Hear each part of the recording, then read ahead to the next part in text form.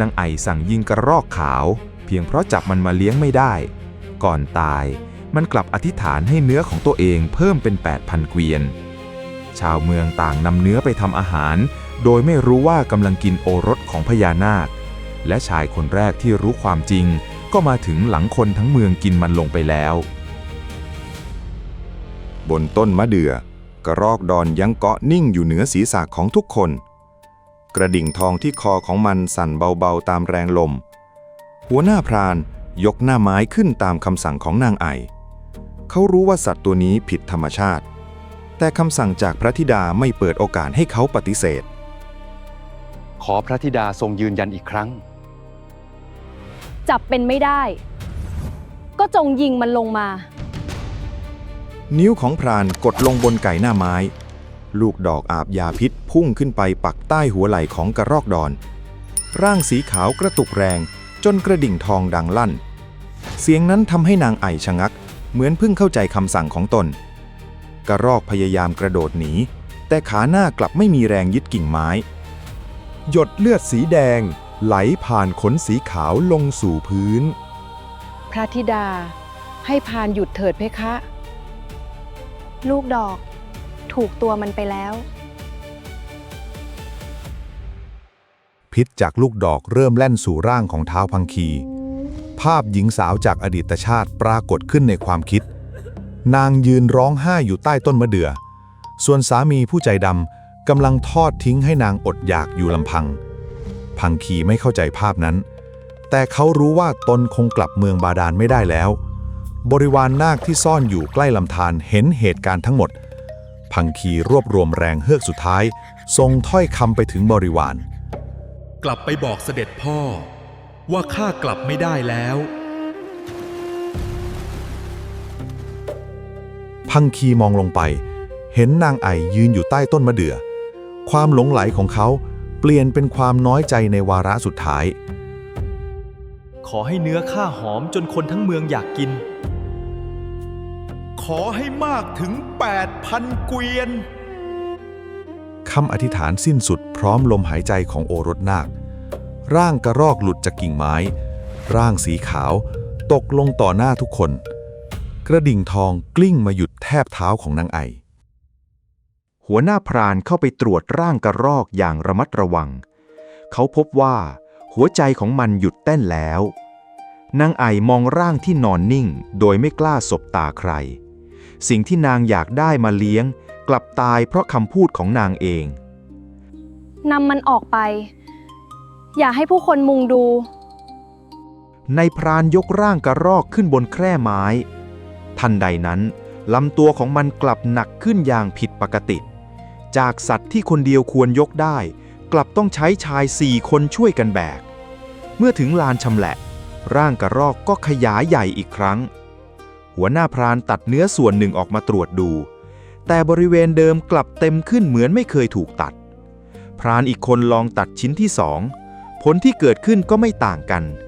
ยิ่งตัดเนื้อยิ่งเพิ่มยิ่งแบ่งร่างยิ่งขยายข่าวเรื่องกระรอกวิเศษแพร่ไปทั่วเอกชทีตากชาวเมืองพากันมาดูจนเต็มลานไม่มีใครรู้ว่านี่คือร่างของโอรสแห่งเมืองบาดาลเนื้อกระรอกถูกตัดออกกองแล้วกองเล่าแต่ร่างของมันยังไม่ลดลงแม้แต่น้อยกลิ่นเนื้อกลับหอมผิดจากสัตว์ทั่วไปบางคนจึงเชื่อว่าเป็นอาหารทิพย์จากพญาแถนบางคนเชื่อว่าเป็นอาหารที่ถูกส่งมาช่วยเมืองในปีแห่งความแห้งแล้งหัวหน้าพรานไม่กล้าตัดสินใจ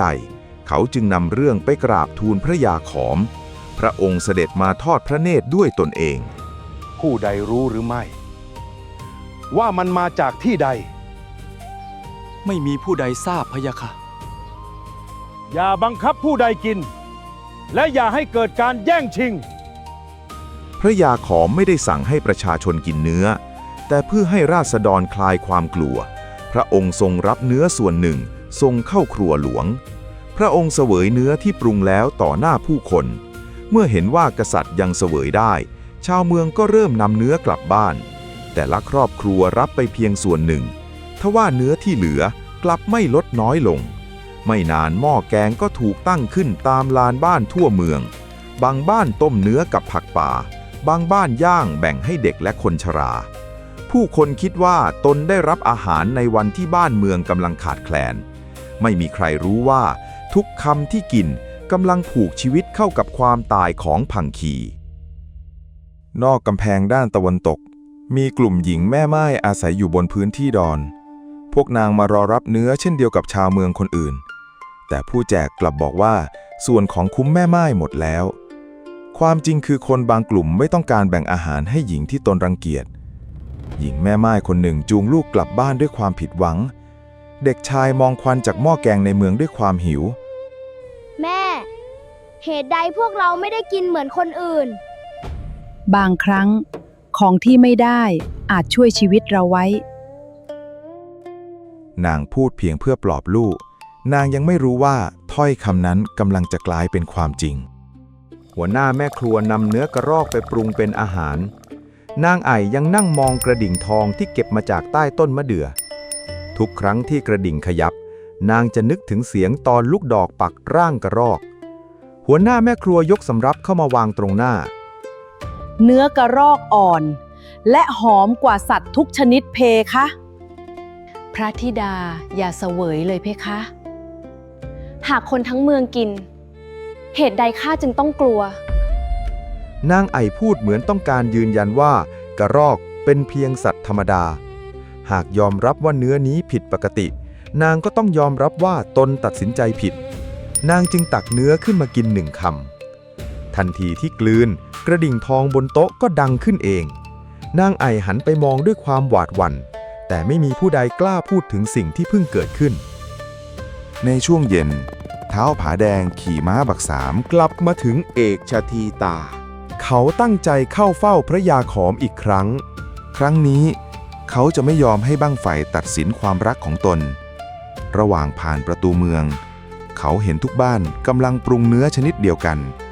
กลิ่นอาหารหอมแรงจนม้าบักสามแสดงอาการกระวนกระวาย ผาแดงจึงถามชาวบ้านว่าเกิดงานเลี้ยงใดขึ้น ชาวบ้านตอบว่ากระรอกดอนตัวหนึ่งให้เนื้อไม่รู้จักหมดคำว่ากระรอกดอนทำให้ผาแดงหยุดม้าทันที เมื่อถึงตำหนักนางไอออกมาต้อนรับด้วยความดีใจ นางพยายามซ่อนกระดิ่งทองไว้ใต้ผ้า แต่ผาแดงเห็นมันก่อน กระดิ่งนี้มาจากที่ใด มาจากกระรอกที่ข้าสั่งให้พรานยิง เจ้าได้กินเนื้อของมันหรือไม่ ข้ากินไปเพียงคำเดียว สีหน้าของผาแดงเปลี่ยนไปทันที คนเฒ่าในเมืองผาโพงเคยเตือนว่า สัตว์เผือกที่มีเครื่องทองไม่ใช่สัตว์ป่าธรรมดา ผาแดงหยิบกระดิ่งขึ้นมาพิจารณา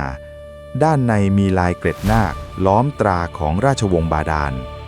ผาแดงเคยเห็นตรานี้บนเครื่องบรรณาการของเหล่านาค นี่ไม่ใช่กระรอกธรรมดา เจ้าข้าเท้าพังคีอรสแห่งบาดาล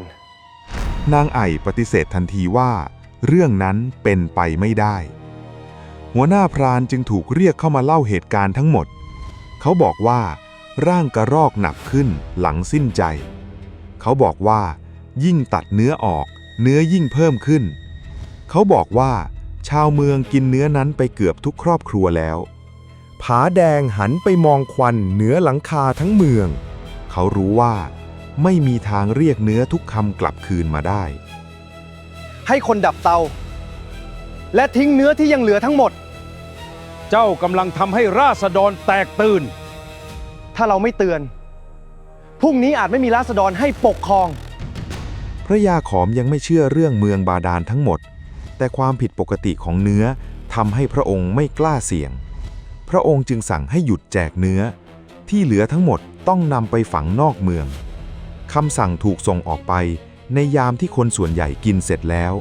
หลายบ้านเหลือเพียงกระดูกอยู่ก้นหม้อคำเตือนของผาแดงจึงมาถึงช้าเกินไป บริวารนาคของพังคีเฝ้ามองมนุษย์ชำแหละร่างเจ้านายจนสิ้นสุด เมื่อความมืดปกคลุมเขาจึงดำลงสู่ลำน้ำเขาเร่งเดินทางผ่านอุโมงค์ใต้น้ำไปยังนครบาดาลในท้องพระโรงพระยาศรีสุโธกำลังรอการกลับมาของโอรส พระองค์เห็นบริวารกลับมาเพียงลำพัง ความเงียบของผู้ส่งข่าวทำให้พระองค์รู้ว่ามีเหตุร้าย พังคีอยู่ที่ใด พระโอรสถูกมนุษย์ยิงสิ้นพระชนแล้วพะยะค่ะ แล้วร่างของลูกข้าอยู่ที่ใด พวกมนุษย์ชำแหละและแบ่งกันกินทั่วเมือง ท้องพระโรงเยียบสนิทพญาศรีสุโธไม่ตรัสสิ่งใดอยู่หลายอึดใจ ดวงตาสีทองค่อยๆเปลี่ยนเป็นสีแดงเข้ม ผืนน้ำเหนือเมืองบาดาลเริ่มสั่นตามความโกรธของพญานาคราชพระยาศรีสุโธจำได้ว่าตนเคยเตือนโอรสไม่ให้ขึ้นไปยังโลกมนุษย์ พระองค์โกรธพังคีที่ฝ่าฝืนคำสั่ง แต่ความโกรธนั้นเล็กน้อยเมื่อเทียบกับความเจ็บปวดของพ่อที่สูญเสียลูก บริวารรายงานว่าผู้คนแทบทั้งเมืองกินเนื้อพังคีมีเพียงกลุ่มหญิงแม่ไม้บนพื้นที่ดอนที่ไม่ได้รับส่วนแบ่ง พระยาศรีสุโธจึงลุกขึ้นจากบัลลังก์กระแสน้ำหมุนวนรอบเสาแก้วจนเมืองบาดาลสั่นสะเทือน ผู้ใดกินเนื้อลูกข้าผู้นั้นต้องชดใช้ จะให้ยกทัพเมื่อใดพะยะค่ะ ก่อนรุ่งสาง เมืองนั้นต้องได้ยินเสียงแผ่นดินแตก นาคนับหมื่นตนลืมตาขึ้นพร้อมกัน ในความมืดบนโลกมนุษย์ชาวเมืองเอกชทีตากำลังปิดประตูและเข้านอน ไม่มีใครรู้ว่าใต้พื้นบ้านของตนมีกองทัพกำลังเคลื่อนตัว และอาหารมื้อเดียวกำลังจะเปลี่ยนมหานครให้กลายเป็นผืนน้ำตลอดกาลคำสั่งเพียงชั่ววูบของนางไอไม่เพียงปลิดชีพเท้าพังคีตามแรงกรรมแห่งอดีตชาติแต่ยังปลุกเพลิงพิโรธของพระยาศรีสุโธ